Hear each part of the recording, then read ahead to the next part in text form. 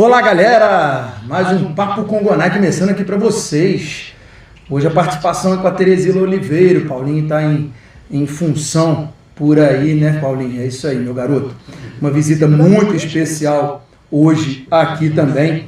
Eu gosto muito do marido dela, hoje eu vou conhecê-la também. Né? E a gente vai começando esse Papo com Gonai para vocês que ainda não conhecem nossas redes sociais. Pessoal, não percam. @Papo com Gonai, tá lá no Instagram, tá passando ao vivo. Entra lá, vai estar lá ao vivo, Papo com Gonai. Também no Facebook, vocês vão achar lá Papo Fit, Papo com Gonai. Tá lá no Facebook ao vivo, sendo transmitido também pela Rádio Jornal aqui para todos vocês. Vocês também vão ver o nosso programa final de semana, todo editado, a matéria toda legendada. Hoje eu estou fazendo uns testes novos aqui para ver se a gente consegue trazer num estilo mais podcast ainda para vocês, lá no YouTube, final de semana, Papo com Gonai. Pessoal, agradecendo aos nossos patrocinadores aqui, ó, da Mata Bebidas. Um abraço lá para Virgínia, Farid, Luciana, a galera do Calil lá, toda da Matas Bebidas. Pessoal, Leopoldina Turismo, um abraço para Paulo José, também é meu aluno, está se esforçando, está ficando sarado lá. E também Leopoldina Turismo, também com a gente. Pessoal, Drogarias Cotegipe, também um abraço lá para o Renan, com os polivitamínicos Max Corp, onde eu sou patrocinado, para ver se eu consigo melhorar e ficar maior ainda, porque estou tentando, mas está difícil. Pessoal, a Academia Gonai Fitness e a Aquademia, pessoal que quer natação, musculação, personal trainer, hidroginástica, vai lá para a academia, vamos conhecer a Academia Gonai Fitness e a Aquademia. E Céu Azul News com o grande Paulo, youtuber, que está fazendo rodando aí na região para poder conseguir mais acesso ao seu YouTube. Pessoal, vamos começar hoje, estamos aqui com a Teresila, também que vai falar aqui com a gente, participar. Ela é grande professora aqui da região, fala muito bem, deu show no programa passado. Já teve no nosso programa também, né, Teresila? Já tá mais ambientada aqui com a gente. Temos aqui o Arnaldo também, que está na rádio. E os meninos, tem o Eric ali também, que mexe nas redes sociais ali do grupo 4x4, né, Eric? E também o aluno da Gabriela, o Ítalo, que está aqui com a gente também. E a nossa convidada, Gabriela Venturini. Ela é doutora em Educação Física. Ela é fera, os dois, né? O marido também está devendo uma visita aqui pra gente. Vamos ver, né, se a gente consegue isso aí. Né? Tá meio difícil, né, Gabriel? Mas vamos lá. Pessoal, eu quero que a Teresila dê as honras aí, né? Fala pra Gabriela daqui a pouco se apresentar. Teresila, seja bem-vinda mais uma vez ao nosso programa, minha querida. Boa noite a todos os ouvintes, boa noite, Gonai, boa noite, Gabriela. Prazer imenso estar aqui nessa mesa com você, né? A Gabriela, ela foi professora do meu filho, então tenho, assim, um carinho imenso. Gratidão mesmo aí por esse profissional que ela ajudou a colocar no mercado. Né? Então, assim, a minha admiração, né, vem de longa data. Eu vi vocês falando aí, conversando, eu falei, olha, que beleza. A admiração vem de longa data. E é um prazer estar aqui, né, mais uma vez, para a gente poder estar passando para vocês informações importantes, né, hoje na área de esportes. É isso aí, galera. E vamos lá, vamos começar o programa de hoje com a nossa convidada, Gabriela Venturini. Minha querida, faça sua apresentação pessoal e seja bem-vinda aqui ao Papo com Gonai. Boa noite a todos. Eu gostaria de agradecer o convite, né? Sobretudo, ressaltar a importância de rever, né, a Teresila, que tem tempo que a gente não se vê, e esse encontro foi muito interessante, porque eu tive notícias, atualizações do meu ex-aluno querido, e fiquei feliz por tudo, né? Bom, eu vou fazer minha apresentação breve. Eu sou formada em Educação Física, licenciada e bacharel, fiz a minha carreira acadêmica, mestrado e doutorado em Educação Física também, né, Ciência do Desporto, e na área do envelhecimento humano. Então, eu estudei envelhecimento humano em sua fisiologia, né, aplicada ao exercício. E também na área profissional da carreira docente, eu dei aula na educação básica minha vida inteira, praticamente, em todas as etapas, para educação infantil, ensino fundamental, ensino médio, ensino superior, na pós-graduação. Sigo aí na carreira docente. E atuei também, paralelo a isso, como perito e parecerista de projetos esportivos. Eu caí nessa área. Foi muito aleatório, mas foi muito importante para a minha formação profissional, né? Então eu prestei serviço para o Ministério do Esporte e para o Ministério da Cultura também. Então com a Lei Rouanet e com a Lei Pelé, né? Que legal, Gabriela. Ao longo dos anos. Eu já dei aula de ginástica, não tanto quanto você, né? Não tenho expertise na área. Eu vi você comentando aí, mas gosta mais dessa área acadêmica, gosto né? mais da área acadêmica, eu nunca flertei com a academia, já trabalhei como personal, mas nunca flertei com a academia, mas já dei aula de ginástica e aula de balé clássico, né? Porque eu era bailarina clássica e iniciei a graduação por conta do balé clássico, por conta da dança. Ótimo. Não por conta do esporte. Que legal. Esse leque, né, da educação física, ele é muito grande, né? Então, acho que proporciona isso tudo, essas experiências, até a gente, né, encontrar, né, não é aqui que eu desejo ficar. E a gente estava até conversando aqui, que às vezes, desde pequena, a gente tem esses sinais, né? Aí fiquei curiosa, porque eu falei dos sinais, né, no caso do Henrique. Queria saber quando que você, Gabriela, começou a sentir assim, não, esse meu caminho, é o esporte, no caso é a educação física, mas esse lado mais acadêmico, mais de pesquisa, mais de conhecer para poder estar formando, né, profissionais. Tá. Então, a educação física, ela é a ciência do movimento humano. Ela abrange as práticas corporais. E o que são as práticas corporais? Eu acho que eu estou longe do microfone, eu não sei se está legal. Tá bom? Tá legal agora? Melhorou? Isso. Oi? Eu vou ter que falar. Tá. Então ela abrange as práticas corporais. Então, ao contrário do que se parece, educação física não se resume a esporte, tampouco a futebol, né? Dentro do esporte a gente tem mais... É mais conhecido, né? Mas tem tanta coisa, né, Gabriela? Tem muito esporte mais legal que o futebol. Essa é a minha opinião profissional. Não significa que é verdade, né? Mas existe. Nossa, hoje você vê assim, beach tênis aí, né? Que tem umas modalidades legais. Só vai se conhecendo, né? Penso que nenhuma concorre com a outra ou arranha o brilho da outra, né? Há espaço para todas, mas não se resume a, né? Então tem uma gama de esportes, de modalidades. Mas, então a gente fala que todo mundo que procura a educação física para se formar é porque flerta ou tem alguma vivência com alguma prática corporal. Né? A minha corporeidade foi construída na dança. Eu sou bailarina clássica, desde a minha infância, dei aulas de balé clássico, jazz, sapateado, dança do ventre, contemporâneo, mas mais o balé clássico. Então eu entrei na graduação por conta da dança. Dentro da graduação, eu conheci o universo da educação física e das práticas corporais. E da docência em educação física.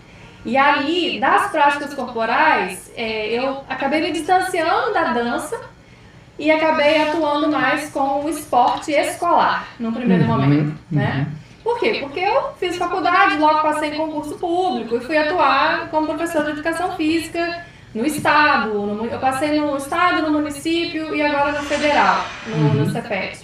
Então eu acabei indo, porque quando você entra na escola, não tem como você fugir de esporte escolar, né? Ele está ali como o maior conteúdo abordado durante a educação básica, até por sua relevância, né? Então ali, já com o pé na quadra trabalhando, é que eu fui desenvolver a minha paixão pelo esporte, né?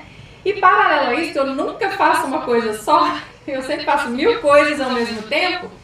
Paralelo a isso... Olha, a gente profissional de educação física, a gente no dia a dia, né, Terezinha, tem mais... Acho que aqui tem pessoas que só fazem 1000 coisas.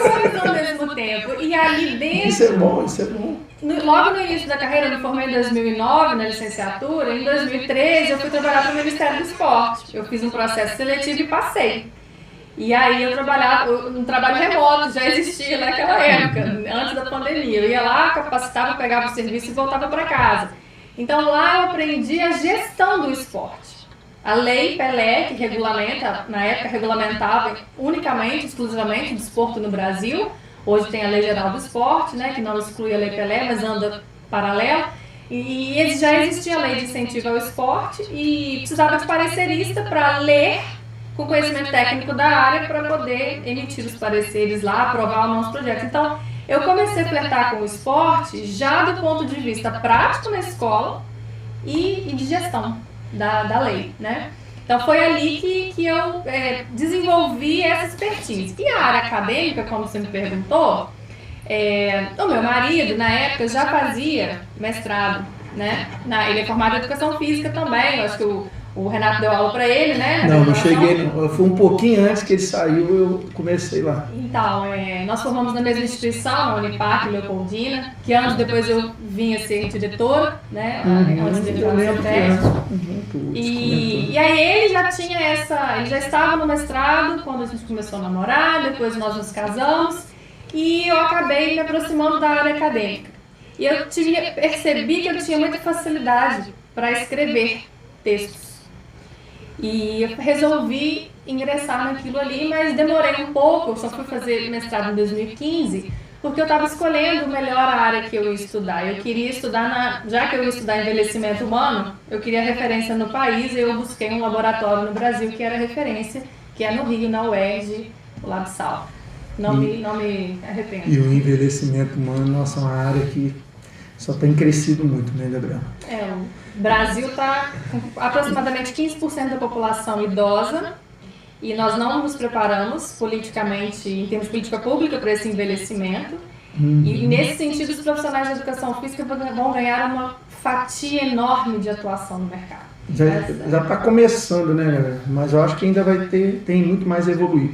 Vamos voltar para o esporte? Eu queria que você falasse para os nossos ouvintes, telespectadores, o que é o esporte, para eles entenderem o que é esporte. O conceito, a definição, né? Então é legal porque o conceito de esporte, ele é amplo e técnico ao mesmo tempo. Ele é amplo e restrito ao mesmo tempo.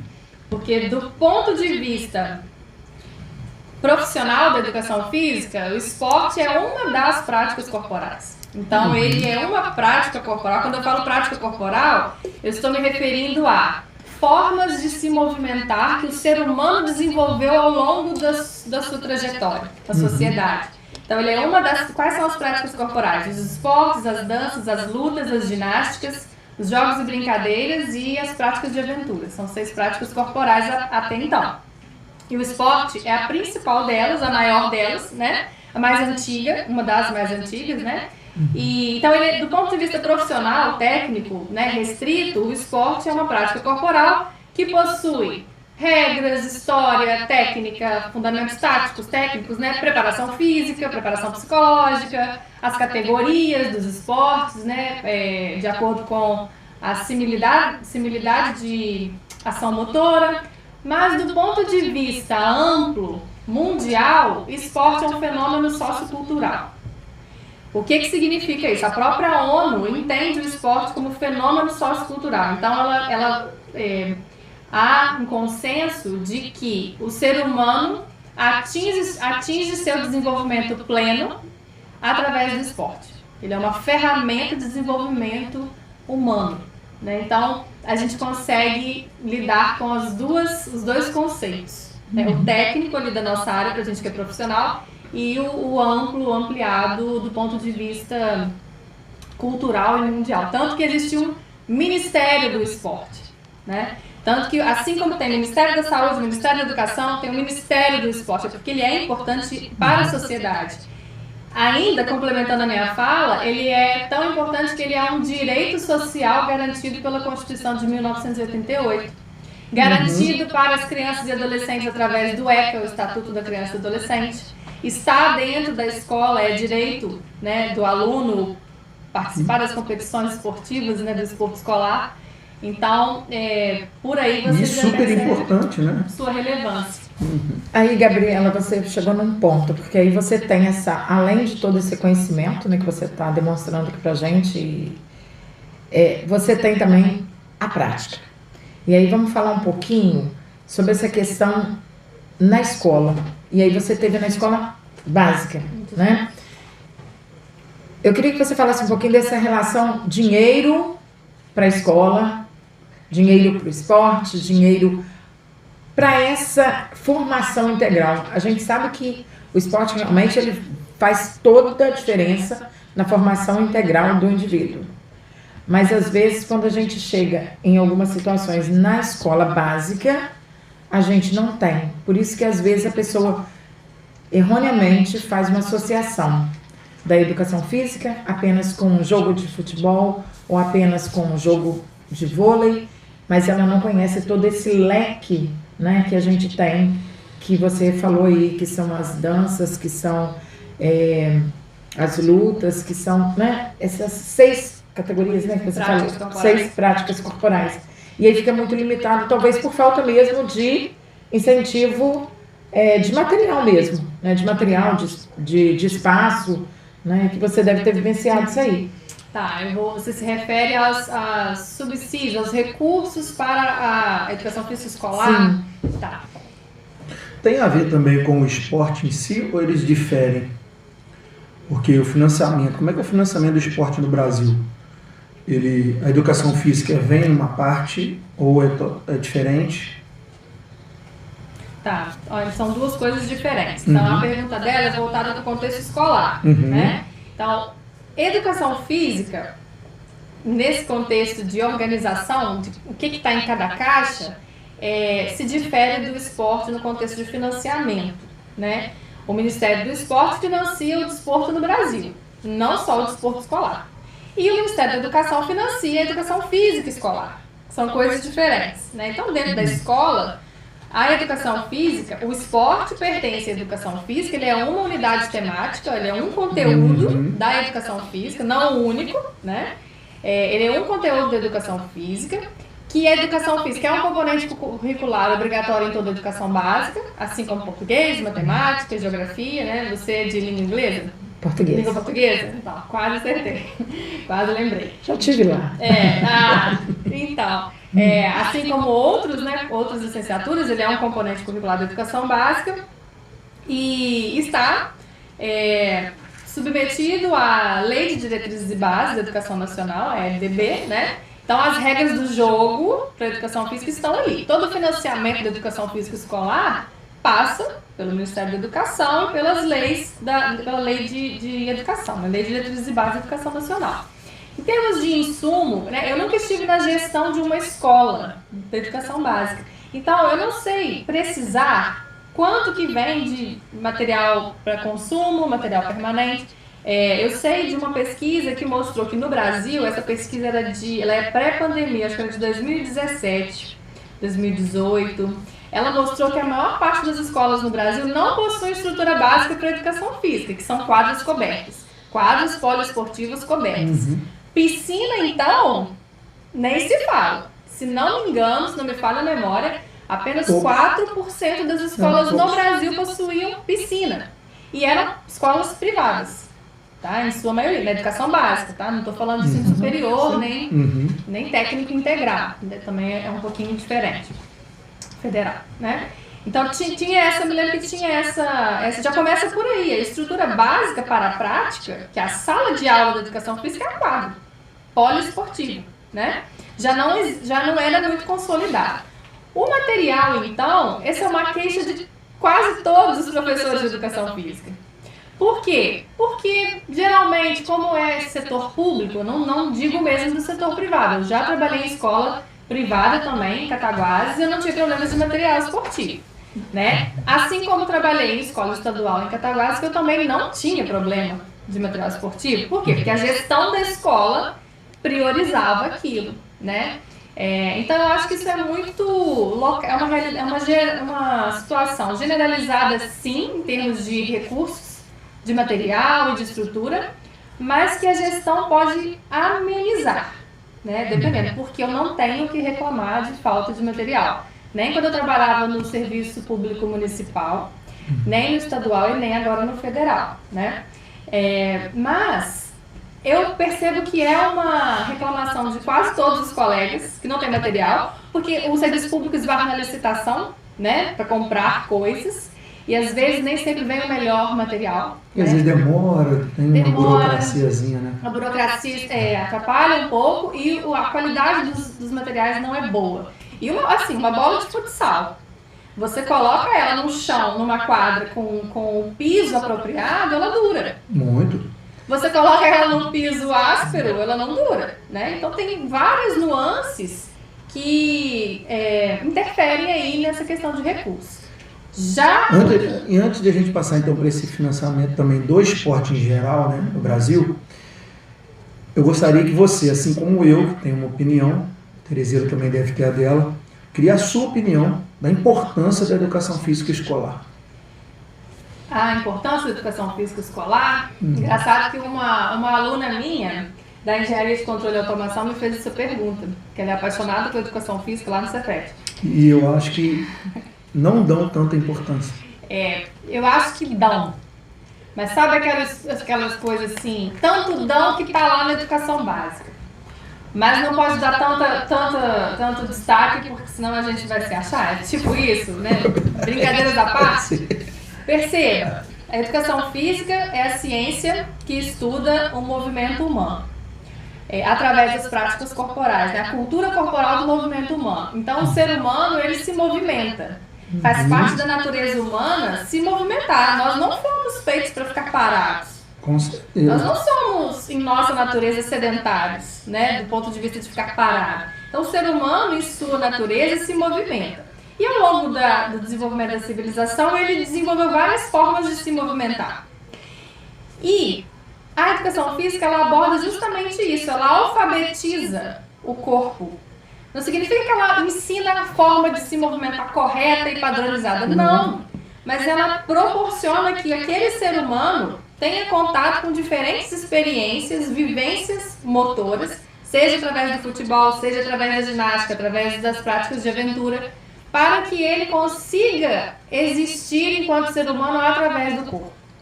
Eu acho isso que dá muita diferença. Eu levo até para minha área, que é mais fitness, né?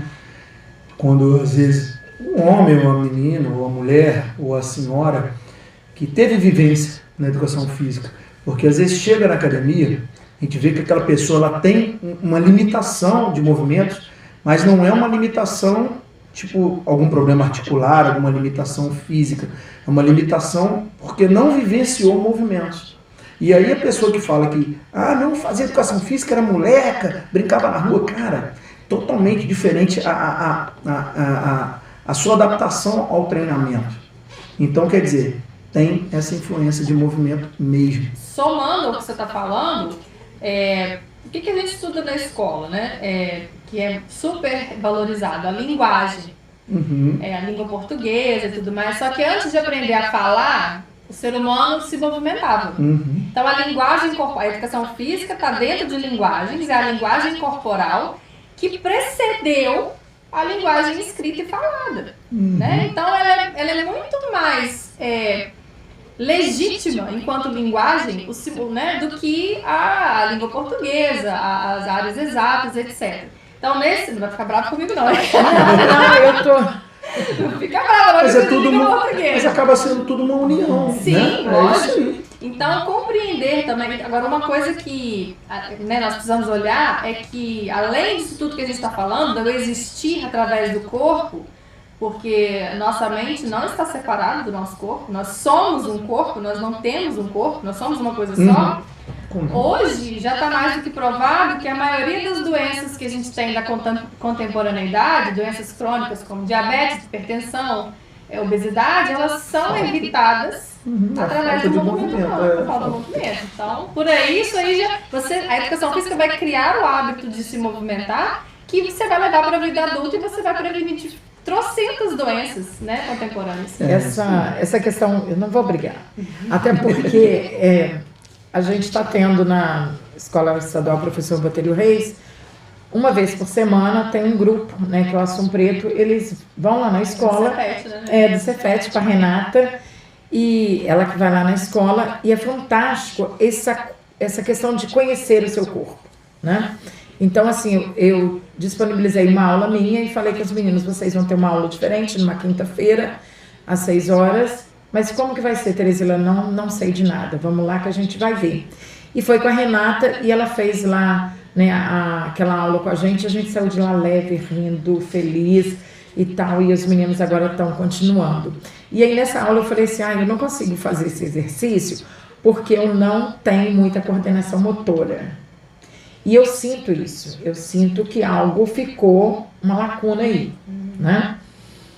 Aí eu vou aproveitar a sua vasta experiência para saber, essa lacuna que ficou. Eu agora, já com mais de 50, é possível vencer essa lacuna? Porque exercícios, por exemplo, às vezes básicos, que a pessoa está ali na minha frente e propõe, e eu não consigo fazer rapidamente, né? Eu estou gostando lá da aula com a Ação Preta, porque a Renata tem muita paciência. Ela, calma, joga o braço, faz de conta que você está abraçando, Tereza, agora pega. Então ela vai movimento a movimento. Mas, por exemplo, numa aula de dança, onde o professor está lá na frente, não for fazer um passo a passo para mim, eu não consigo acompanhar. Ele vai para a direita, eu vou para a esquerda. Faz parte.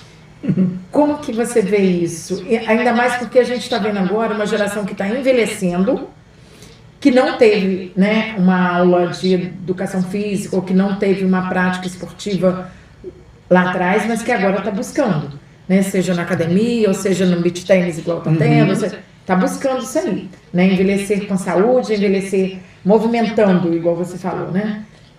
Do ponto de vista de essa lacuna que você se refere é a dificuldade de repente, identificar um movimento e realizar um movimento. Sim. Coordenação motora. Isso, motora. Tá. Então, do ponto de vista de coordenação motora, você precisa repetir.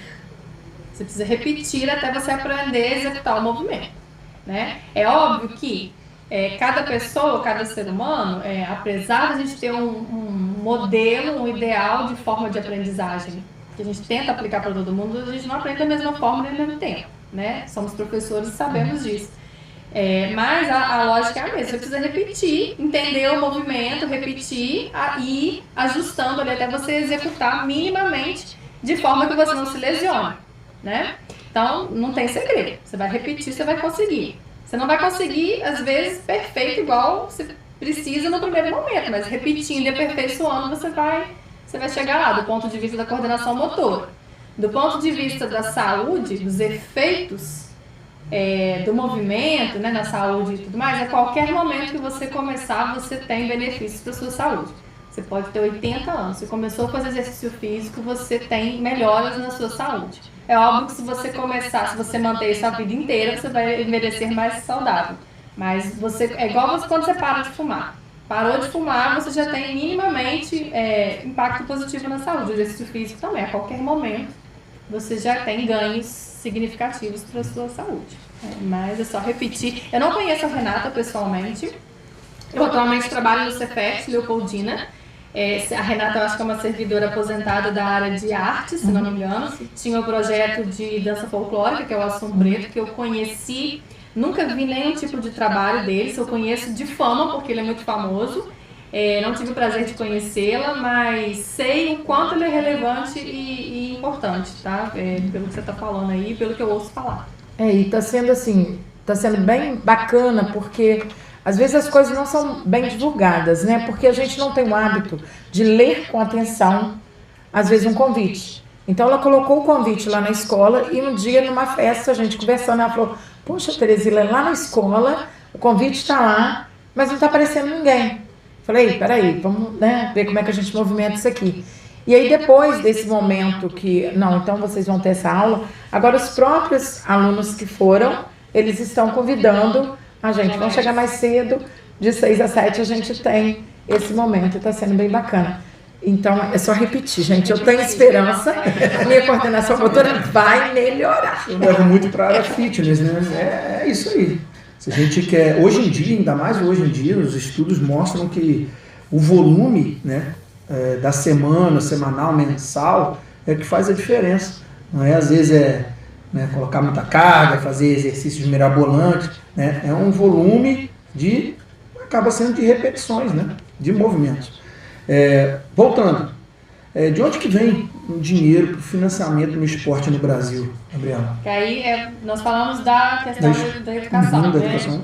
Mas dentro do esporte, quanto direito social, o financiamento do esporte no Brasil, ele acontece através do Ministério do Esporte, é ele que recebe a verba, né?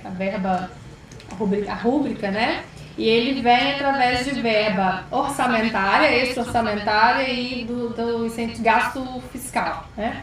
Então, a maior parte do dinheiro do esporte no Brasil vem do governo federal. O governo federal destina lá tantos milhões por ano. E aí o Ministério do Esporte determina como vai gastar, em quais projetos, quais políticas públicas ele vai gastar. A extra orçamentária são o dinheiro que vem das loterias, da Lotex, do Time Mania, né? Então tem um percentual dessas loterias, esse dinheiro arrecadado pelas loterias que vão para o Ministério do Esporte para ele gastar também, fomentar o desporto no Brasil. E um percentual muito pequeno, acho que 22%, se não me engano, da última vez que eu olhei, são as isenções fiscais, né?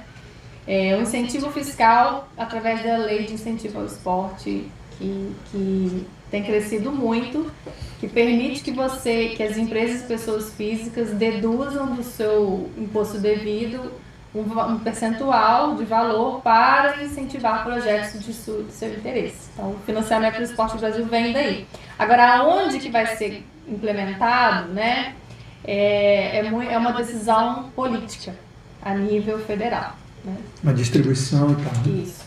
Essa questão dos projetos, Gabriela, a gente bate numa questão que você falou assim, eu descobri que eu gosto de escrever, né, que eu tenho facilidade para escrever, só que isso não é comum em todos, né?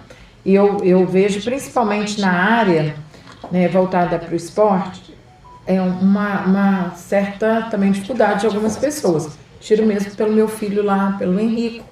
E também teve uma vez que nós tivemos um processo seletivo em Leopoldina, do qual eu e Arnaldo fizemos parte da banca na época, e nós percebemos isso em algumas profissões, né, que você tem ali as pessoas prontas para o mercado de trabalho, mas que na hora de produzir, por exemplo, um texto, né, simples, uma redação, tem uma certa dificuldade. E aí eu fico pensando nisso em matéria de projetos, né, porque às vezes o profissional ele é muito bom, né, no desempenho, na hora de desenvolver, mas ele não sabe bem como apresentar um projeto, né, até para poder receber de repente uma verba, receber um apoio, receber, né, algo para poder impulsionar, né, aquela atividade que ele está ali desenvolvendo na escola ou em algum setor. O que você falaria para esse profissional? Né? Procure consultoria. Porque assim, né, você vai direcionar mais seu esforço do que você ficar tentando fazer do seu jeito. Olha, eu penso o seguinte... Tem profissionais para isso, falando? Tem, pouquíssimos. Eu penso o seguinte, não tem como a pessoa ser boa em tudo. E principalmente na área da educação física, como ela é muito ampla e ela tem uma natureza prática, é natural que a gente tenha profissionais de altíssimo nível no contexto, às vezes, técnico do esporte, técnico das ginásticas e tudo mais, mas que realmente não tenha tanta habilidade nessa questão da escrita ou da gestão, né? Que seja. Então, assim como tem profissionais que são muito bons na gestão, que às vezes não gostam muito, não tem muita expertise na prática. E ao meu ver, tá tudo bem, né? Você não precisa ser 100% em tudo. Eu acho um pouco difícil, né? Você atingir a excelência em tudo. Não é impossível, mas é um pouco difícil. Nesse sentido, de duas uma, ou você vai ali se dedicar a desenvolver para você ser independente nessa habilidade de escrever seus próprios projetos, né? Tudo que é uma opção, ou você vai terceirizar isso. No Brasil existe a possibilidade de você contratar uma consultoria para escrever os projetos, captar o recurso, fazer a prestação de contas e te ajudar na gestão dessa implementação do projeto e você ficar só com a parte técnica de lá da aula e tudo mais. O nome dado a esse profissional é facilitador. Eu atuo com isso, hoje não muito, não mais, porque desde 2022 eu ingressei na carreira federal no concurso do Cefet, né? Eu sou servidora do Cefet em dedicação exclusiva, então eu não consigo mais atender a esse tipo de demanda, né? Provisoriamente, porque já estou me organizando para colocar isso no meu plano lá de atendimento desde que possível. Mas durante muitos anos, na região aqui só tinha eu que fazia. Eu não consegui. É difícil, é isso aí que eu falei. Existem profissionais porque a gente... Muito difícil. Tem 100 personal tem 100 personagens por metro quadrado, 100 técnicos de futebol por metro quadrado, mas um profissional não é porque é diferente, é porque não é comum, né? E a lei é E é necessário, né? A gente vê aqui, pelo que você está falando. A lei é relativamente nova, porque a lei de incentivo ao esporte é de 2006.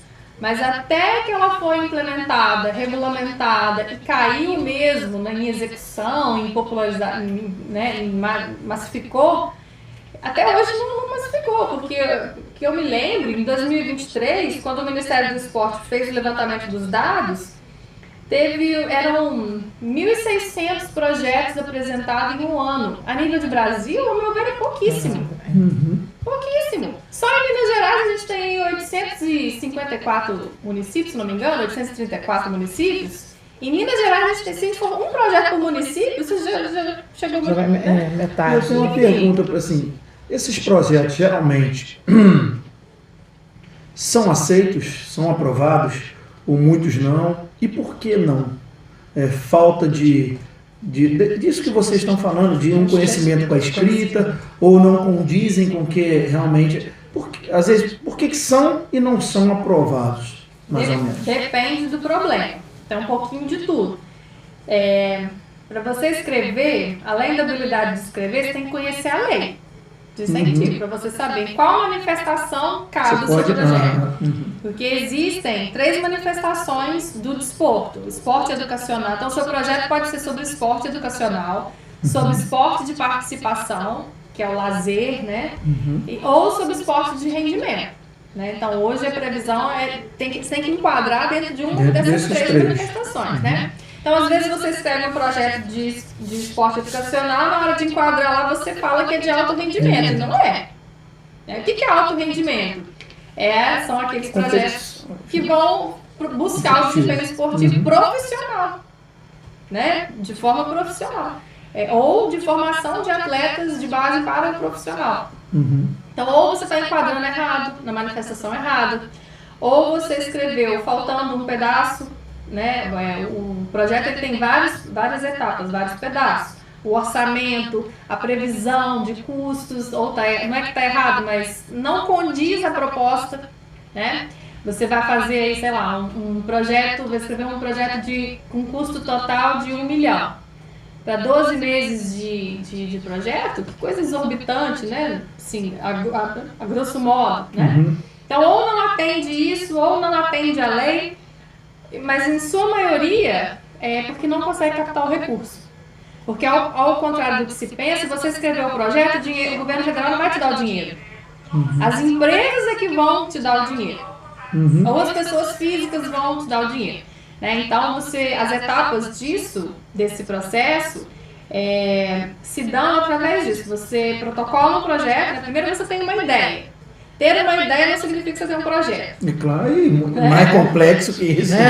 Bem mais. Às vezes a ideia é até boa, né, Gabriel? Você deve ter pego alguns assim, né? Olha, eu trabalhava, não mencionei aqui, mas eu era servidora da Prefeitura de Cataguases e eu era analista técnica de projetos esportivos do secretário de esporte lá na época. Fiquei 4 ou 5 anos trabalhando com isso lá como servidora.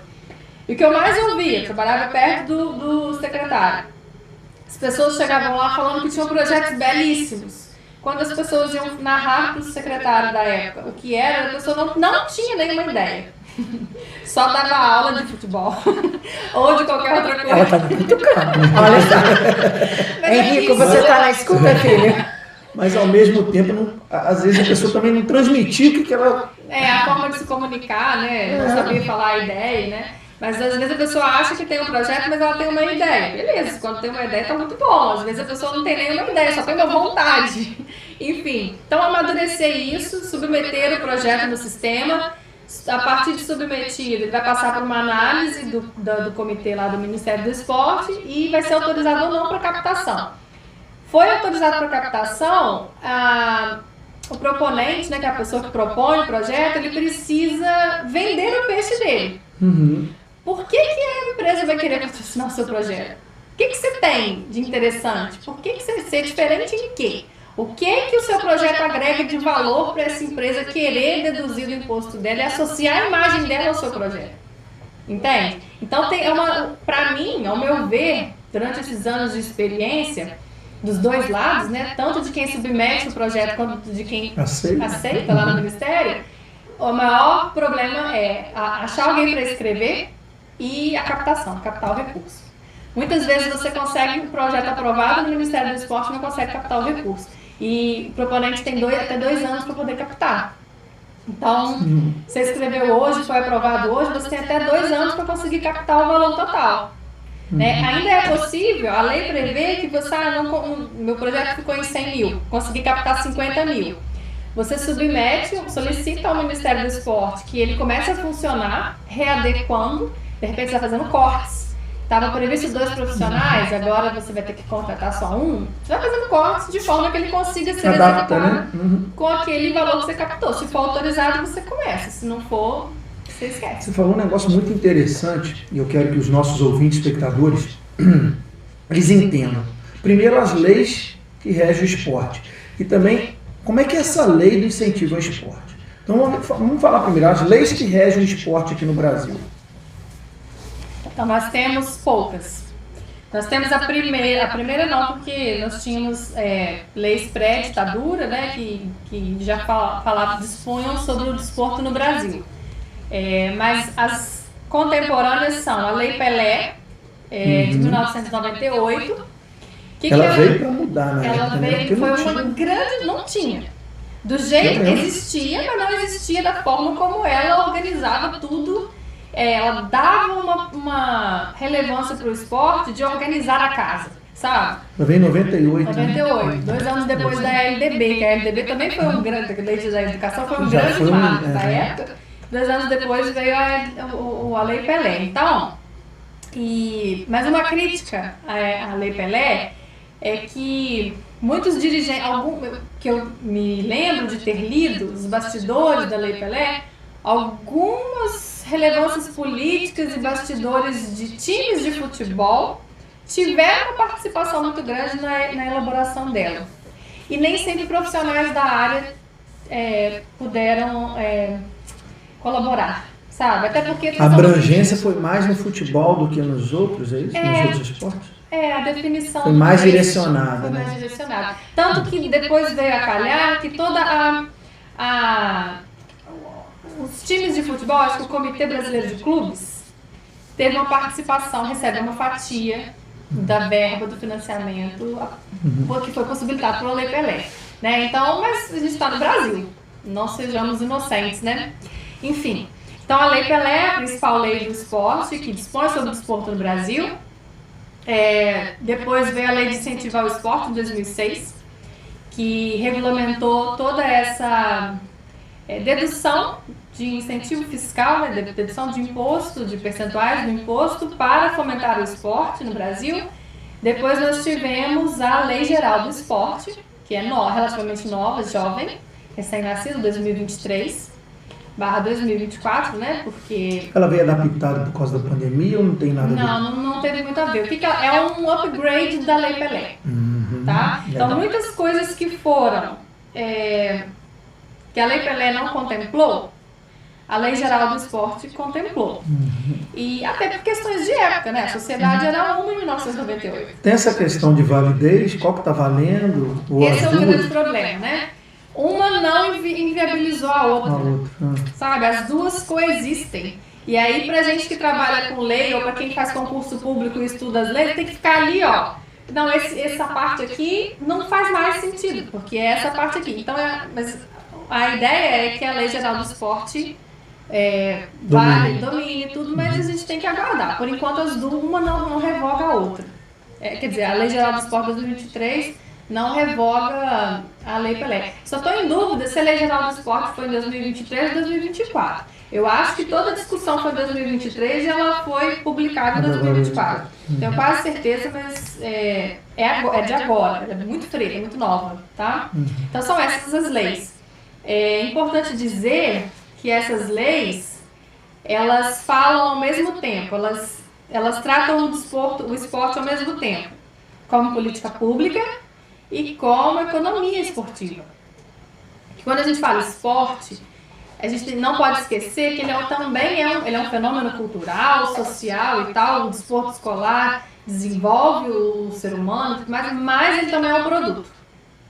Né? O universo do esporte enquanto economia movimenta milhões. Até as casas esportivas, né, que agora estão...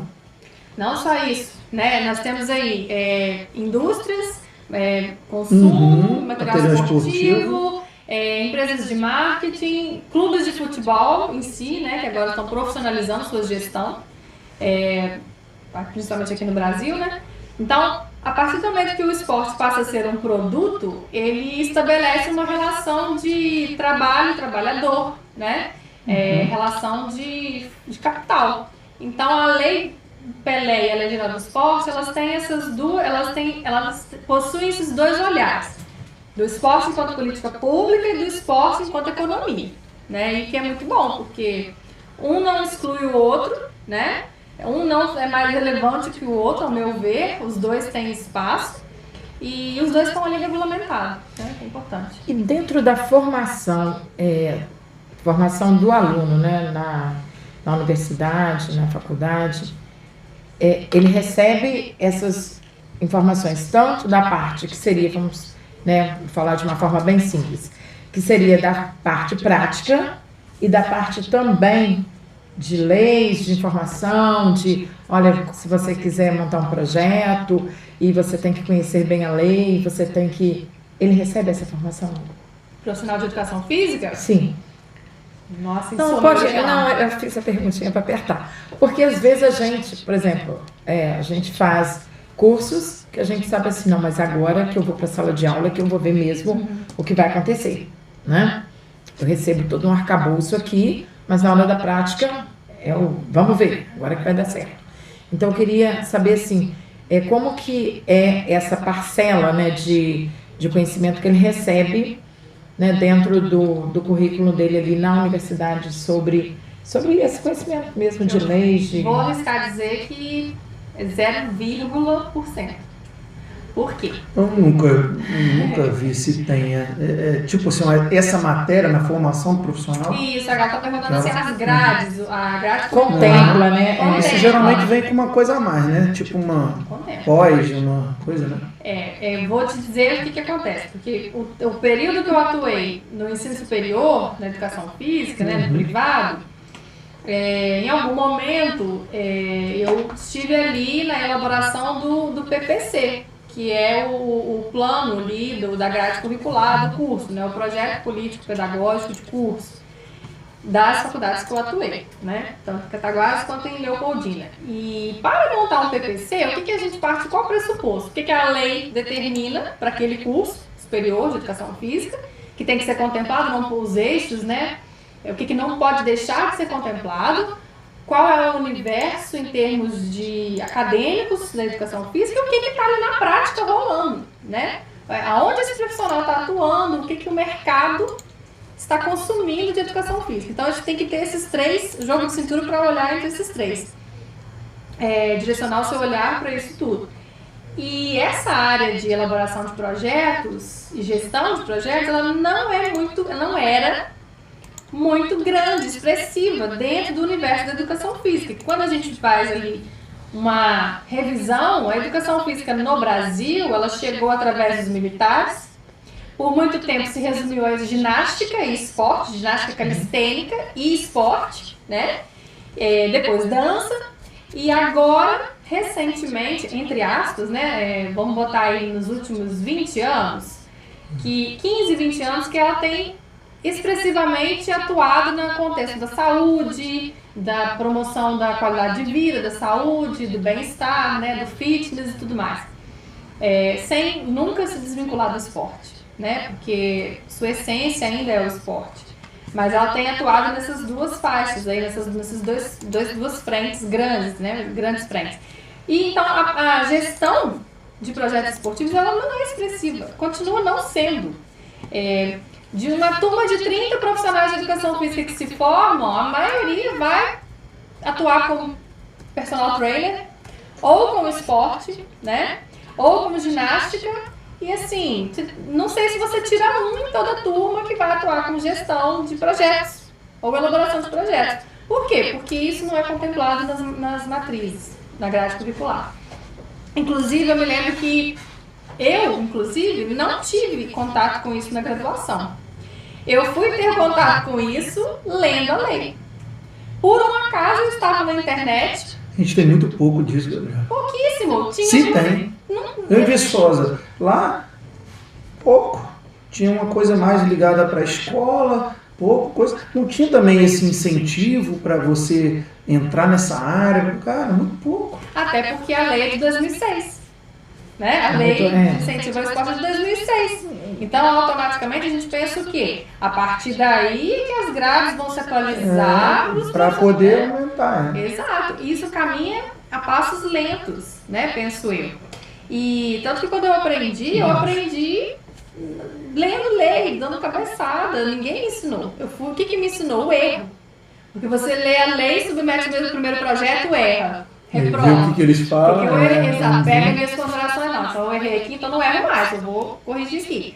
E pensando nisso, o curso de bacharelado da última instituição que eu trabalhei, tinha lá consegui uma disciplina voltada para a elaboração de projetos, não só esportivos, na área geral, né? Dentro da educação física, mas generalizado, né? Na dança, no ginástica e tudo mais. Mas eu saí antes dessa grade ser implementada. Eu não sei o que deu. Eu acabei ficando nessa dúvida. Você falou sobre os projetos. Quem que pode propor esses projetos? Todo mundo ou o pessoal tem que ter alguma licença? Como é que funciona isso? Quem pode ser o proponente? Pessoas de direito público e privado. Então, o setor público, as secretarias de esporte, elas podem propor, tá? E a organização da sociedade civil que a gente chama de terceiro setor, né, sem fins lucrativos. Então, entes públicos e privados. Mas vale ressaltar que a lei de incentivo ao esporte, ela existe para descentralizar do poder público a gestão do esporte, o fomento do esporte no Brasil. Então, em sua maioria, quem propõe leis de incentivo são entes privados, não é o poder público. Existe, por exemplo, quando eu trabalhava em Cataguases, eu me lembro que em 4 anos nós submetemos 17 projetos para a lei de incentivo, enquanto Secretaria de Esporte, na época da gestão, acho que não me lembro mais, 2017, 2020, algo do tipo. Por quê? Porque eu estava lá e eu tinha essa expertise, né? Mas porque as secretarias de esporte já possuem a sua dotação ali anual e vai gerindo de acordo com as demandas locais, né? Que variam, de Leopoldina é uma, de Cataguases é outra, Muriaé é outra.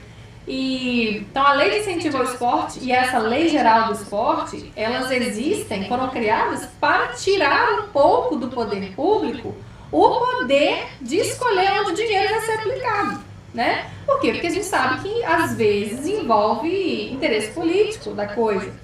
E às vezes isso não atende às necessidades locais, né? Você acha melhor isso ficar mesmo no privado, no público, ou ter um pouquinho dos dois isso aí? Os incentivos, por exemplo. Eu acho que os projetos... Ele sempre vem do privado, vem para o público e dali ele vai. Eu vou ser bem sincera, como sempre, tá? Eu penso que o Brasil, do tamanho que não vai conseguir nunca ser eficiente em todos os contextos. Eu acho que tem gente no setor privado com maior expertise para resolver um problema social, principalmente no contexto do esporte. Então, às vezes, a lei existe porque ela tem uma demanda. Então, se a demanda foi descentralizar o setor público, é porque talvez não tenha nada tão certo, o privado vai fazer melhor. Ou não é que vai fazer melhor, vai dar a oportunidade de quem tem uma expertise fazer com excelência, né? Muitas vezes, não é o caso, não estou falando nada a nível local, eu estou analisando a nível de Brasil. O Estado brasileiro é muito grande e ele é muito diverso em relação à cultura regional. Você vai centralizar todas as decisões financeiras do esporte na mão do setor público? Será que ele é tão competente assim para poder escolher para a gente? Então eu acho que o setor privado assumindo essa fatia, não é assumir essa fatia, mas assim, ter a oportunidade de também atuar é importante para a sociedade. Eu acho que fica bem servido, sabe? É minha A opinião. Gabriela fala profissional. muito bem, gente. Fala muito Não, bem. e de uma tira forma essa assim, bem dúvida, clara, legal, né? né? Bem Sim. claro e como você falou, não é só local, né? Gabriela, quando a gente pensa, por exemplo, quando você fala em setor privado, tá, eu quero propor um projeto e eu quero associar a minha marca, a minha empresa a esse projeto, né? Quais são as vantagens que você vê hoje, né, da pessoa associar a sua empresa ao desenvolvimento de um projeto esportivo? Tá. Primeiro, as empresas precisam cumprir sua responsabilidade social, né? Tem esse... Isso tem a ver com empresa grande, pequena ou todas? Todas. As empresas precisam atender a um tópico ali que se chama responsabilidade social, o que ela retorna para a sociedade. E essa responsabilidade social, ela está ligada a valores e a propósitos, né? Qual é o propósito da sua empresa? Quando você vende um produto ou um serviço, você precisa agregar ali valores, propósitos, o impacto daquilo na sociedade. Não deve ser tão mercantilista assim, só vendo aquilo ali e pronto. Né? Isso faz parte do marketing da empresa. Isso faz parte, de fato, da responsabilidade social da empresa.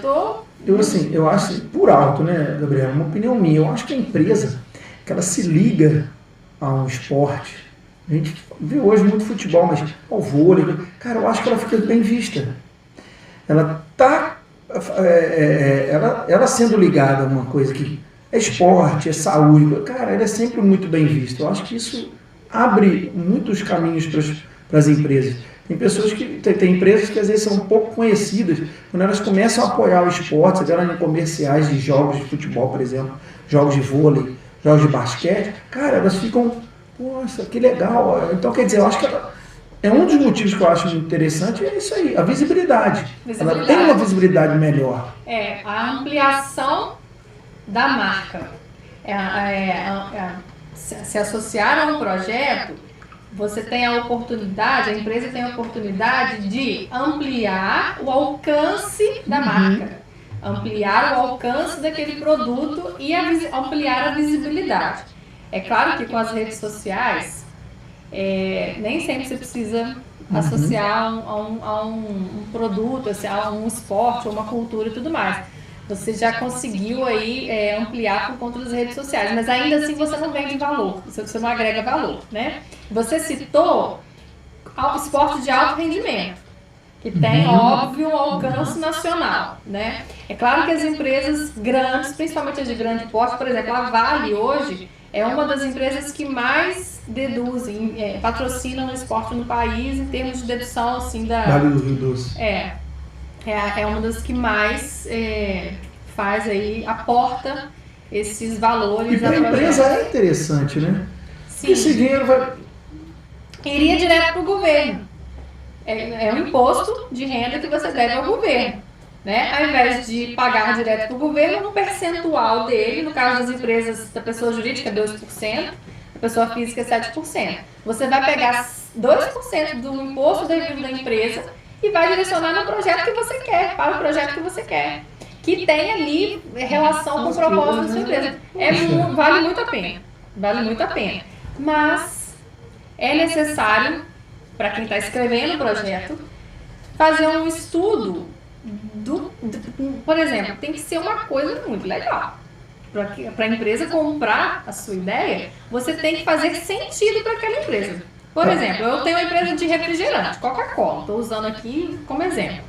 Você tem que pensar algo que faça sentido ali com aquele produto que ela está vendendo. Não pode ser uma coisa aleatória. Entende o que eu quero te dizer? Vou pegar uma empresa, sei lá. Então ela vai poder aceitar. A gente começa a ver muito isso, né? Nos últimos anos, nas últimas décadas aí, em relação ao meio ambiente, né? As empresas querem associar o seu nome com o meio ambiente. Isso a gente ficou bem claro.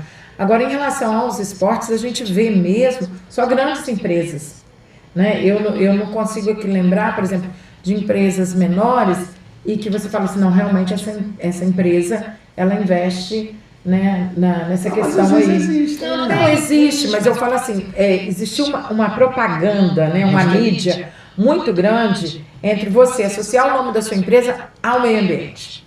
Isso foi muito forte. Tanto é que hoje... Sustentabilidade. essa questão. Mas assim, em relação ao esporte, eu ainda vejo que há um espaço muito grande, igual você está falando, né? Onde pode-se buscar esse espaço que está aí, está aberto. Tem o portal no site do Ministério do Esporte, esporte.gov.br. Lá dentro do Ministério do Esporte tem um tópicozinho para você clicar em Lei de Incentivo ao Esporte. Lá dentro dessa parte de Lei de Incentivo tem assim, a transparência. Aí ali, você clicando ali, você consegue ver todos os dados da Lei de Incentivo no Brasil. Quais são as empresas, você vê lá a lista de empresas do último ano, dos últimos 10 anos e tal. Você consegue ver CNPJs muito específicos de cidade pequena e tudo mais, não sei, são empresas pequenas, que também vão fazer aportes menores, obviamente, que vão ter um alcance local ali. Tá tudo certo, se é o propósito dela, tá tudo certo. Mas por quê? Porque a gente não faz parte da nossa cultura entender disso. Entender sobre lei de incentivo. Às vezes tem empresa que faz aporte e a gente nem sabe. Faz aporte assim, que é patrocinador e a gente nem sabe, nem fica sabendo, sabe? Então tem empresas pequenas, tem pessoas físicas bem menos, número bem menor que pessoa jurídica, né? Tem pessoa física que também adere a essa dedução fiscal lá, mas que a gente também não fica sabendo. Mas concordo com você, que geralmente as empresas querem associar a área do meio ambiente, ao setor do meio ambiente, mas o esporte também é um promotor de valores que vão levar a despertar no cidadão a consciência de preservação do meio ambiente. E a gente vai falar mais disso, a gente ainda vai continuar falando disso e eu também quero falar sobre o envelhecimento também no segundo bloco. Pessoal, a gente vai para um rápido intervalo. Para vocês que ainda não curtem as redes sociais, entra lá, @Papo com Gonai, está passando ao vivo no Instagram, olha a qualidade de informação que a gente está tendo aqui hoje.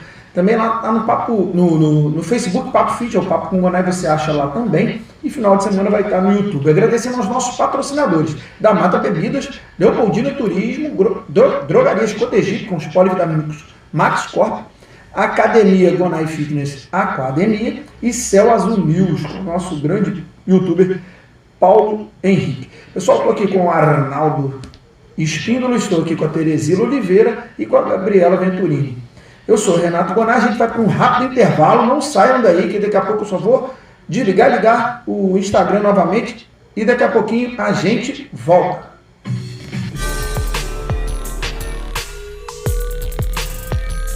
Estamos de volta, galera, aqui o papo tá bacana, eu fiquei lá no celular agarrado lá, mas deu tudo certo e as meninas aqui conversando, foi muito legal. Eu acho que essa entrevista tem muito conteúdo, todas as entrevistas são muito legais aqui. Agora a gente está aprendendo um pouquinho dessa questão do incentivo fiscal, do esporte aqui no Brasil. Cara, que conteúdo bacana que a Gabriela está trazendo aqui pra gente. E ainda quero depois falar sobre o envelhecimento, que é uma coisa também da minha área que eu gosto muito. E estar aqui com uma profissional, né, de excelência é muito importante. A gente vai voltar para o assunto do incentivo fiscal, que eu estava gostando. E eu já tinha essa pergunta para fazer, só que estava na hora de entrar o comercial e eu não fiz. Gabriela, por exemplo, a pessoa que está fazendo o projeto, ela fez um projeto e tal, ela já pode mandar direto para a empresa ou tem que passar pelo público para depois ir para lá? E como é que funciona isso? Você tem que... Primeiro que a pessoa física não pode submeter projeto algum, né? Pessoa física tem que ter tem que ser um ente privado ou um ente público, né? Então, ou uma prefeitura, não é a Secretaria de Esporte também, é a prefeitura. Uhum. Ou uma prefeitura, ou um clube, ou uma associação da sociedade civil, uma organização da sociedade civil, uma associação privada, sem fins lucrativos, né? Ela submete, primeiro ela faz seu cadastro no sistema da lei, né? No sistema, aí a gente tem como lei de incentivo, a gente tem a Lei Federal do Esporte, que é essa que eu estou falando o tempo todo aqui, né, do Ministério do Esporte. Nós temos também a Lei Estadual de Incentivo ao Esporte, que aqui em Minas Gerais é regida pela CEDES em Minas, em Belo Horizonte. Acho que não tem mais Secretaria de Esportes no atual governo, se não me engano. E em raríssimos casos, eu particularmente nunca vi, as prefeituras também podem ter suas leis de incentivo a nível municipal, né? Mas eu nunca vi, ok? Até porque já tem estadual e federal, não teria porquê, né? Enfim, mas aí você faz o cadastro no sistema, mostra toda a documentação, anexa toda a documentação de CNPJ, mostra que você não está devendo nada, em termos de tributos, ou não é tributo, mas assim, em termos de... Você não está inadimplente com o governo. Resumindo.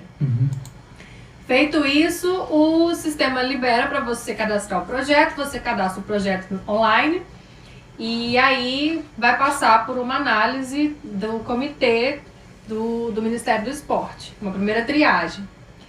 Essa análise é para verificar a documentação, se o projeto enquadra numa das manifestações que eu falei, educacional, de participação ou de alto rendimento.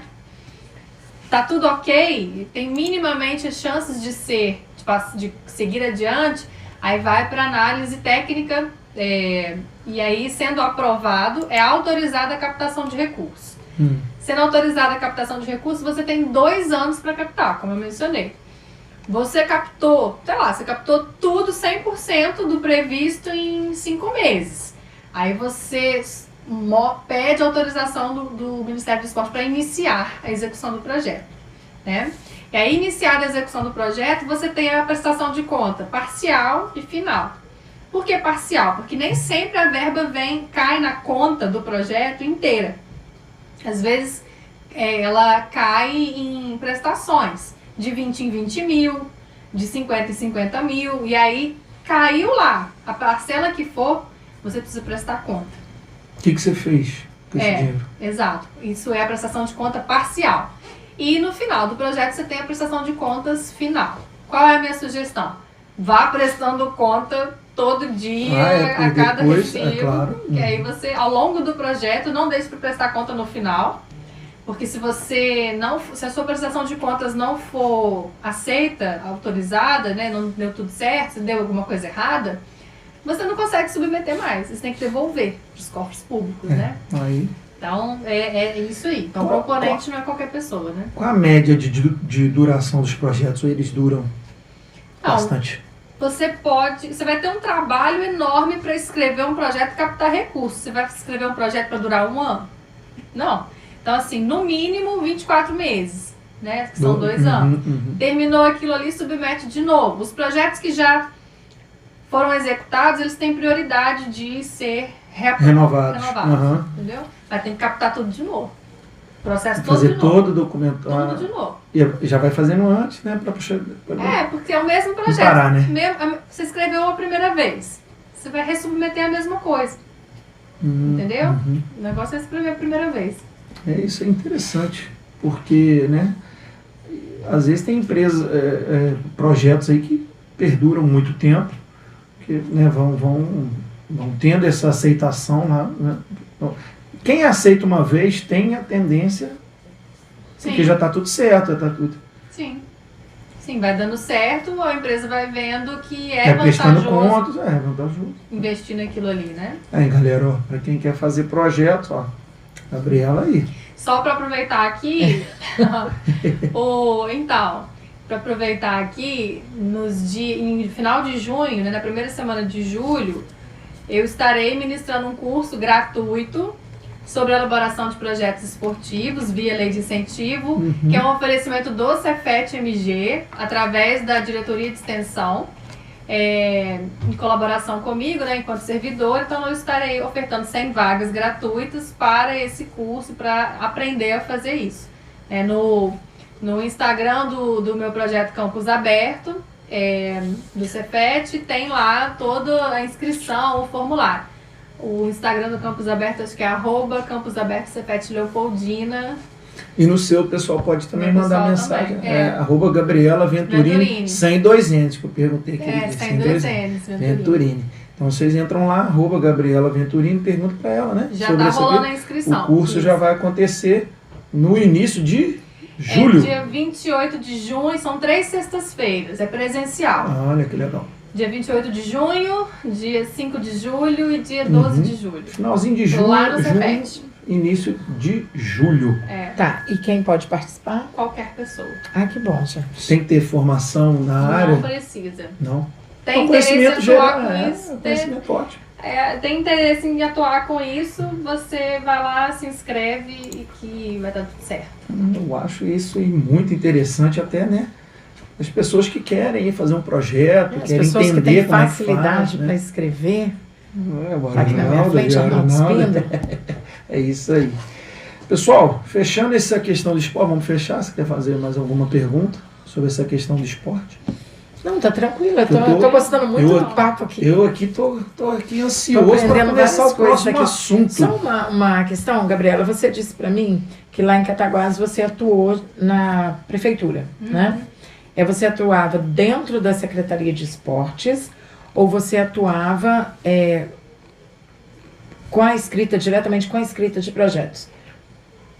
Eu era servidora, fiz concurso para professora de educação física da educação básica. Aí não me recordo a data muito bem, né? Eu acho que foi 2015, eu entrei, fui nomeada, e aí no ano seguinte o secretário de esportes nós conseguimos um desvio de função. Ou eu não me lembro se foi desvio de função ou se eu fui transferida para a Secretaria de Esportes. Então eu deixei a educação e o meu cargo foi alocado lá na Secretaria de Esportes para escrever os projetos esportivos. Então eu não trabalhei com nem nada a mais, né? ICMS, nada. Só escrevia projetos esportivos e submetia a lei de incentivo. Basicamente isso. Eu fiquei lá 4 ou 5 anos e fazendo exclusivamente isso. Escrevi projetos esportivos e submetia a lei federal e estadual. Era analista técnica de projetos esportivos. Essa questão que a gente falou do esporte, o pessoal já viu quanto que a Gabriela tem de conteúdo para passar. E eu vou entrar num assunto também que pega um pouco minha área, mas que eu acredito que todos os espectadores e ouvintes também têm muita dúvida e querem conhecer, porque o que acontece com o ser humano? A gente envelhece. Vai passando o tempo, o bonito vai ficando mais ou menos. Então acho que o que fica no final é o quê? É o conteúdo e a qualidade de vida, de viver bem, né? Porque, né, hoje em dia as pessoas às vezes veem muito a estética, né? E acaba depois ficando doido, psicológico, depressivo e tal. Por quê? Porque, né, depois a gente acaba não tendo tanto conteúdo, né? Porque só fica nessa questão. Então a gente vai entrar num assunto que eu gosto muito. Eu já lidei com muitas pessoas idosas. Gosto desse grupo especial, que são as pessoas idosas, e você é doutor em ciências do exercício do esporte. E a gente vai começar numa área que eu gosto muito, que eu sei que o Maurinho também gosta muito. Olha, meu marido. Que é o envelhecimento. Explica um pouquinho sobre a questão, sobre a importância de... Eu falo, né? Muita gente. Agora a gente está aqui com a doutora também, Gabriela, para falar sobre a importância de fazer exercícios ao longo da vida. Eu sabia que você ia me fazer falar sobre envelhecimento. Tem jeito, né? Sabia, não tem jeito, mas tá tudo certo. Eu adoro esse assunto, falei, não, tem que buscar isso aí. Eu também adoro esse assunto, também gosto muito. Bom, então primeiro, envelhecer faz parte da vida. Se você só envelheceu porque você está vivendo. Se você falecer antes, você não envelhece, né? Seria isso. Então o envelhecimento é um... Você nasceu, né? Já começou. Nasceu, tá ali. E nem precisa ficar feio. Gostei dessa parte, Gabriela. Você gostou disso? Ué, mas... Gostei não. Eu também não gostei não. Ué, mas dá licença. Mas dá a licença. galera... Esse negócio mas bonito, hoje em ficar feio, dia, que é isso, não. as redes sociais, elas têm esse defeito, né? Que as pessoas vão ficando mais velhas, as pessoas vão... Como é que se diz? Elas vão forçando, elas vão exigindo da pessoa uma beleza eterna. Mas não é só rede social, não. Isso faz parte da cultura capitalista. Vender o desconforto para você comprar a solução. Ficar incomodada. Por isso que o Botox está aí, né? Vendendo horrores. Enfim. Mas brincadeiras à parte, o processo de envelhecimento humano ele faz parte da vida, né? Do ser humano. Então envelhecer faz parte, é um processo, inclusive ele é multifatorial, ele é caracterizado pela diminuição das capacidades físicas e das funções orgânicas do corpo. Então você vai perdendo ao longo da vida, diminuindo e perdendo um pouco de tudo. O metabolismo, né? Ele vai desacelerando, se deixar, né, Gabriel? Então, porque tem jeito de reverter isso aí. Tem como você reverter, mas não tem como você anular, tá? Então vamos ali fazer o que podemos para reverter. Mas você nunca vai manter estável e você nunca vai deixar de envelhecer, né? Fisiologicamente. Porque esteticamente você vai ali, faz uma plástica, coloca o seu rosto no lugar, bota o que você tá... mas tem hora que não dá não. Tem gente que tenta fazer também, fica igual uma borrachuda. Exatamente. Então, eu tô falando não só mulheres, tá, gente? Fisiologicamente. Homem também querendo inventar história. Enfim, então é um processo que ele tá acontecendo a todo momento, não tem como correr dele, mas você pode amenizar. E os efeitos, como que você ameniza isso, né? Fazendo multifatorial também. Mantendo uma alimentação saudável e equilibrada, balanceada ao longo da vida, se mantendo fisicamente ativo ao longo da vida. E aí tem alguns tipos de exercício que são mais eficazes do que outros, mas todos são bons. Né? Exercício físico nunca é ruim. Fala dos melhores aí, fala aí, Gabriela. Eu sabia. Não, inclusive tem muitos estudos, um grupo de pesquisa lá do Mauro, nós temos alguns estudos que compararam alguns tipos de exercício físico, o impacto no envelhecimento a curto prazo, né? Agudo, efeito agudo e tudo mais. Em geral, o treinamento resistido, ele possui efeitos mais, não é mais significativo, mas ele impacta significativamente de forma mais eficaz. Com certeza.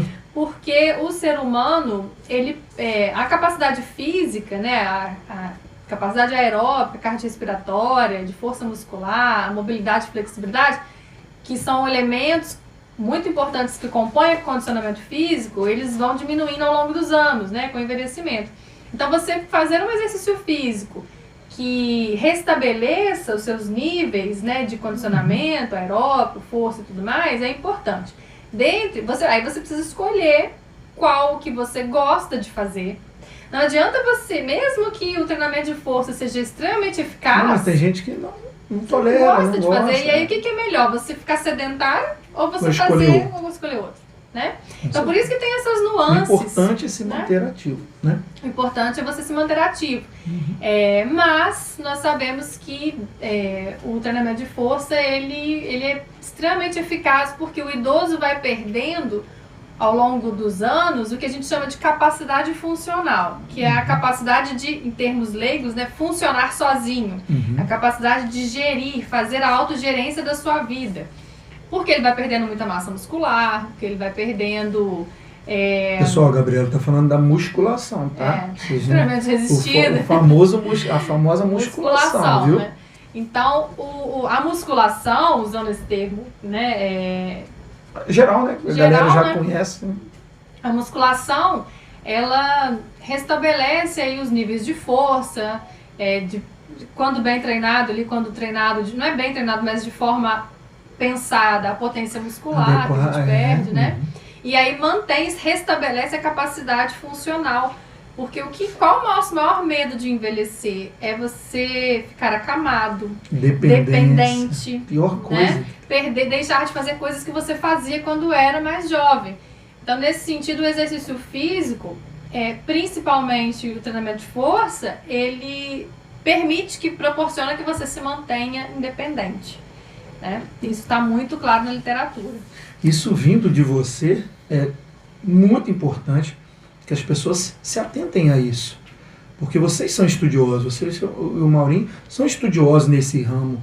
Né? Então, se vocês estão falando, é porque vocês têm competência para falar. Realmente tem essa queda de rendimento.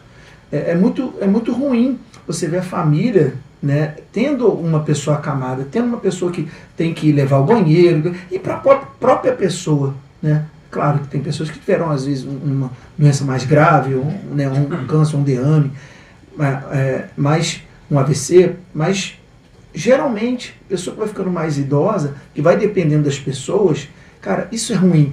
Isso é ruim até para ela, né? Então, eu acho que isso que eu tento bater nessa tecla. Quanto mais a pessoa conscientizar que é importante ela fazer exercício físico, ela, pelo menos ela levante de uma cadeira, pega alguma coisa no alto, vá ao banheiro, que eu acho que se ela, o máximo que ela puder fazer para evitar, né, essa decadência física,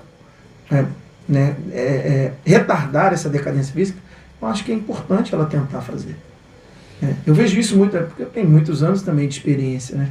E eu já vi isso ao longo dos anos. É complicado. Às vezes eu vejo senhorinhas da academia que se mantêm ativas, cara, ela é totalmente diferente de uma pessoa que não vai na academia. Eu vi lá na academia, eu tenho um exemplo de 2 irmãs que têm diferenças de idade, de acho que de 3, 4 anos, né, de 80 e pouco e 80 e muitos. Tipo assim, né, uma média de 4, 5 anos de diferença. Que já é muito diferente. Que já é diferença nessa parte, né, Gabriela? Ainda mais nessa parte, né, fisiológica. Cara, como é diferente. Uma que se manteve ativa e a outra que, tô cansado, não quero ir. Começou com a negação, daqui a pouco começou já a não levantar de uma cadeira. Dentro de casa tinha que ser praticamente levada e veio a falecer. Enquanto que a outra, se mantendo ativa, cara, faz exercícios praticamente todos que todos fazem. Anda para lá e para cá. Então, é diferente. Isso é uma das, né? Isso, ao longo da minha carreira que eu vi. Fora muitas outras e fora os estudos também. Gabriela, uma coisa que eu vejo também no envelhecimento, que às vezes a pessoa não teve, né, a oportunidade de fazer, né, uma musculação, frequentar uma academia antes. E eu vejo muitas pessoas idosas, elas buscarem a dança. Aí eu queria que você me falasse um pouquinho também sobre isso, né, sobre essa questão da dança. Eu acho a dança, ela atrai muito, né, as pessoas que vão envelhecendo e que falam assim, não, peraí, eu tenho que fazer algo por mim, então eu vou pra dança. Fora a alegria, né? Você não vê ninguém dançando triste. Triste, é porque a dança é prazerosa, né? Das práticas corporais, talvez seja mais prazerosa em termos de... Porque, primeiro, a minha maior... Apesar de eu falar aqui encher a bola no treinamento de força, eu particularmente não gosto de praticá-lo, mas faço. Por quê? Porque eu sei dos benefícios. Qual a minha maior crítica? É uma atividade que você faz às vezes sozinho. E isso é um dificultador, porque o envelhecimento em si, o maior problema dele, social, é a solidão.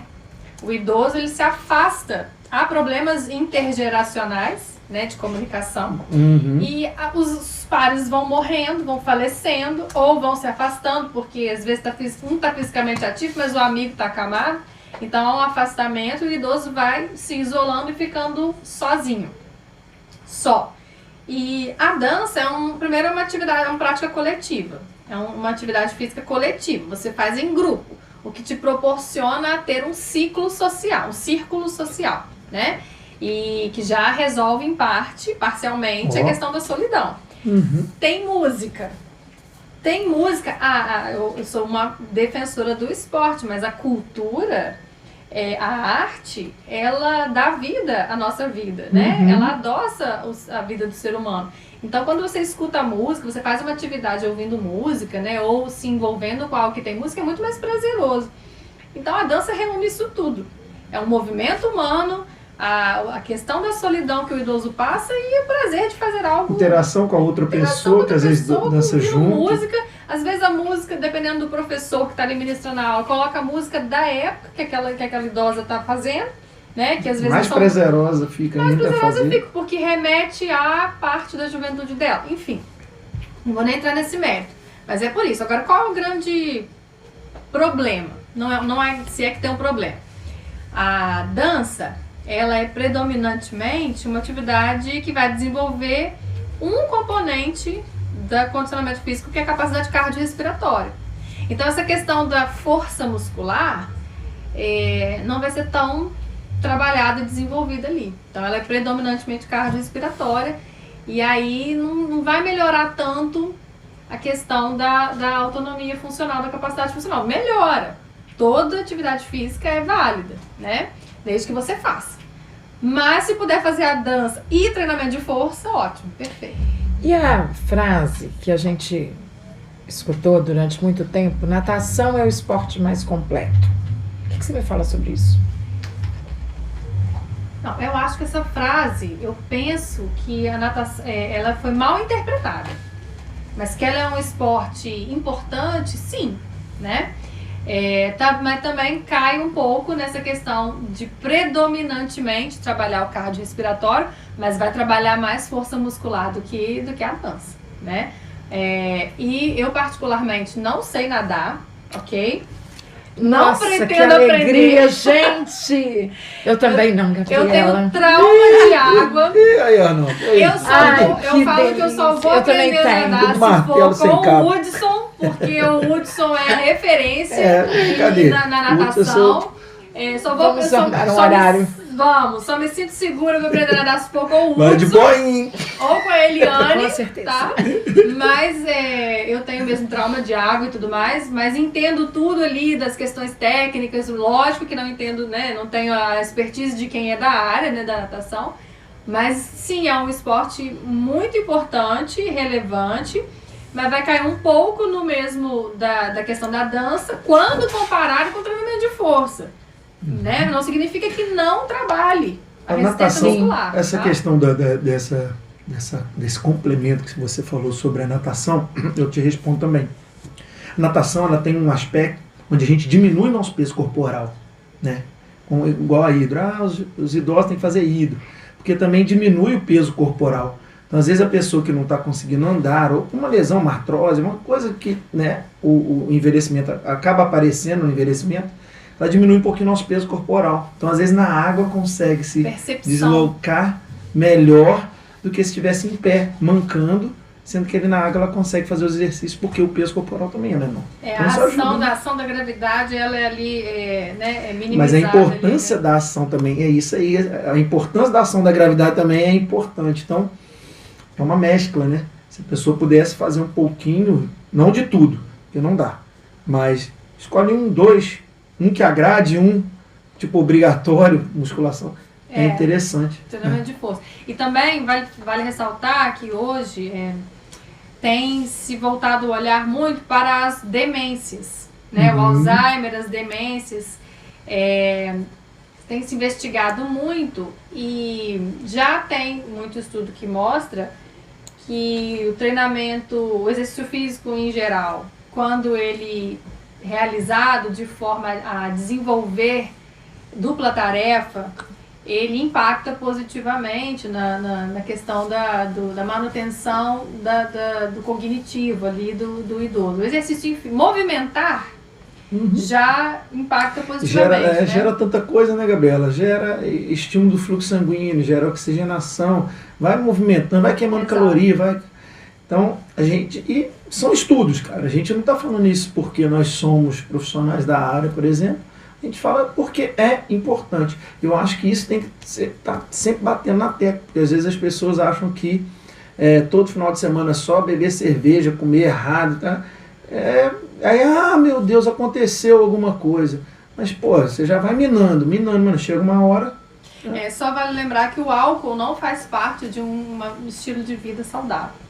Com certeza, impacta negativamente o seu sistema nervoso central, as suas células, ele sobrecarrega metabolismo. A pessoa às vezes que chapa o coco lá no final de semana, chega na segunda-feira na academia, meu irmão, rendendo pouco. Não é porque ele é liberado com o seu consumo que não tenha malefícios para o seu organismo.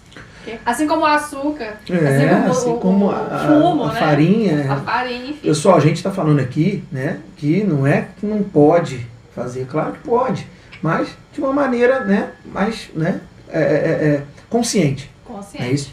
A gente vai encerrando o programa de hoje. Eu tenho um recadinho aqui para dar também do Pedal Solidário, mas antes, Arnaldo, gostaria que você me falasse onde nós fomos vistos hoje aqui no nosso Papo com Gonai, com os nossos convidados e presenças especiais aqui.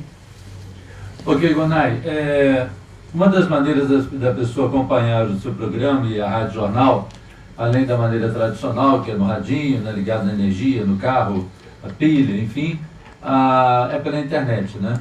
Então a rádio tem o seu site, que é o www.radiojornal.net. E através da internet, a rádio vai para o mundo. Então o programa, por exemplo, ele foi acompanhado nesse momento, tem pessoas aqui no Brasil, na Rússia, nos Estados Unidos, na Bélgica, alguns países que estão recebendo o som da Rádio Jornal. Algumas cidades, Santo Luís, Curitiba, Leopoldina, tem leopoldinense acompanhando aqui em Leopoldina pela internet, Belo Horizonte, novamente Leopoldina, Rio de Janeiro, mais uma de Belo Horizonte, Florianópolis, São José, Santa Catarina, Florianópolis de novo, São José, Leopoldina, Guarulhos em São Paulo, Bruxelas na Bélgica. Ótimo, galera.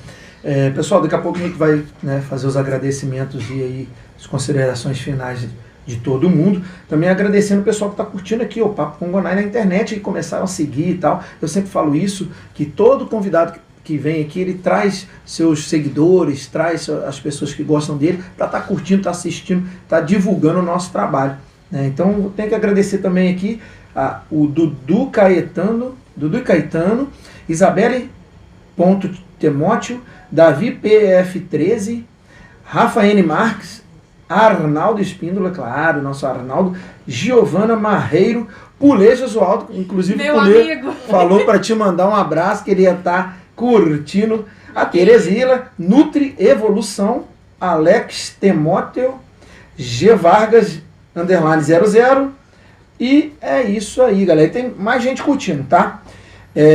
Antes de falar também do Pedal Solidário que vai ter aqui dia 30/5, eu vou dar esse recado e a gente encerra. Vamos para as considerações finais de vocês. Primeiro Teresila, depois a Gabriela.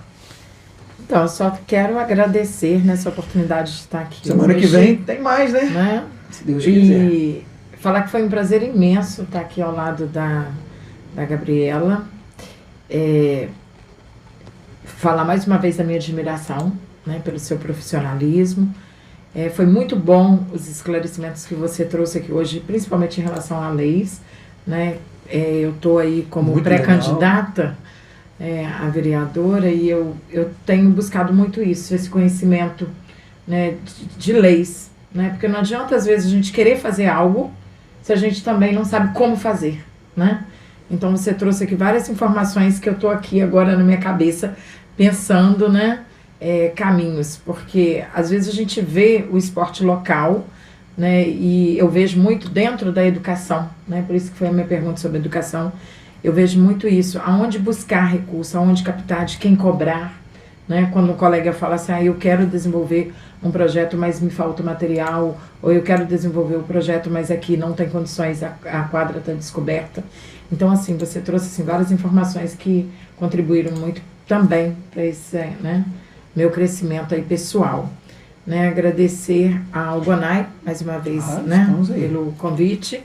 É um prazer também estar aqui com o Arnaldo, né, pessoa de grande estima, que a gente tem uma amizade aí de longa data. Gabi. Bom, queria agradecer de novo o convite e a presença de vocês, né? Foi muito produtivo. Muito legal para mim também. Poder contribuir, aprender e trocar essa informação com vocês e revê-la, né? Conhecer o Renato pessoalmente, de fato, só de né? nós, isso aí. E rever você e saber ver que você, né, a semente que deu, é um Exato, profissional aí foi, na área. Muito feliz, né? Isso é muito bom. Ele estava ele olhou um pouquinho, a minha nora falou assim, estou assistindo aqui. Ótimo. Né? E me coloco à disposição, né? Enquanto servidora pública federal, pertencendo a uma instituição federal aqui de grande relevância em Leopoldina, que é o Cefet-MG, eu penso que faz parte da instituição dar esse acesso à informação, através de seus servidores, através da sua prestação de serviço, não só da graduação, do ensino técnico, né?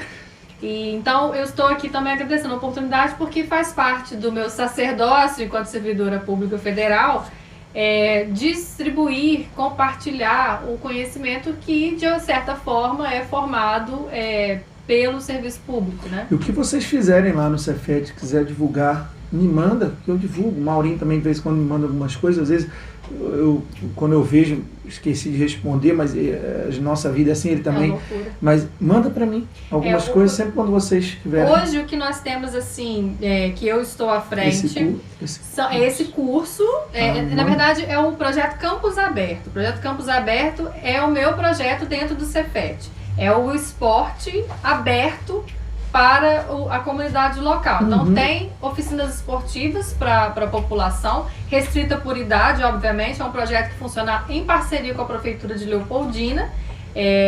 E o curso faz parte desse projeto amplo que é o Campus Aberto, né?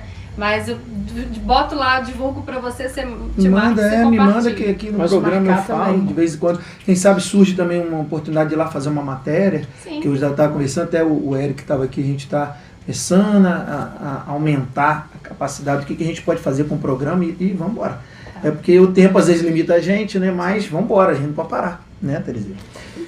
Fala. Não, é só porque quando você disse que é aberto, né? Porque eu trabalho com ensino médio, então eu acho assim, os meninos que estão também, né?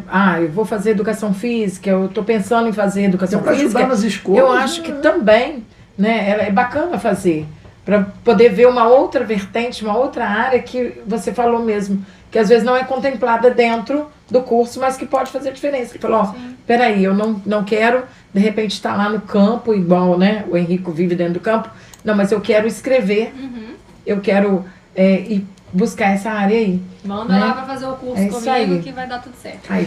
Pessoal, @Papo Congonai tá lá ao vivo, terminando mais um programa muito bacana, aqui com duas pessoas incríveis aqui, e mais o nosso grande Arnaldo Espíndola, e também um aluno, eu esqueci o nome. O Ítalo, grande aluno ali. Também faz parte do Campus Aberto. Faz parte do Cefet, né? Do Cefet. O Cefet sempre abrindo portas aí pra galera. Atlética Panteirão do Cefet. É isso aí. Galera, muito bacana, muito bom. @Papo Congonai, Instagram, Papo Fit, Papo Congonai lá no Facebook e no YouTube. Essa matéria vai estar toda na íntegra, editada, cortada, que eu não vou ver os segredos do intervalo aqui. Tô brincando. Galera, um ótimo programa hoje, foi muito legal. Que bom que vocês estiveram aí com a gente, tá? Até o próximo programa. Tchau!